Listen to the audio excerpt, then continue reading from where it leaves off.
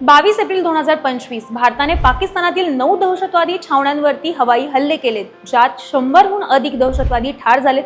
या हल्ल्याला भारतीय सैन्यानं ऑपरेशन सिंदूर असं नाव दिलेलं होतं। या हल्ल्याचे उद्दिष्ट त्या महिलांना समर्पित आहे ज्यांचे पती पहलगाम हल्ल्यामध्ये मारले गेलेत। तर याच ऑपरेशन सिंदूर या नावावरती व्यावसायिक हक्क मिळवण्यासाठीची धडपड अंबानींच्या रिलायन्स जिओकडून काल म्हणजे 7 मेला झाल्याची माहिती समोर आली। Reliance Jio Hotstar, operation network 18, Viacom 18 आणि जिओ स्टुडिओ यांसारख्या संस्थांद्वारे आपल्या मनोरंजन व्यवसायात एक महत्त्वपूर्ण भूमिका बजावतो। त्यामुळे रिलायन्स इंडस्ट्रीला अंदाज आहे की त्यांना ऑपरेशन सिंदूर या नावाचा वापर लष्करी कारवायांवर आधारित चित्रपट, माहितीपट किंवा सांस्कृतिक कार्यक्रमांसाठी करता येईल।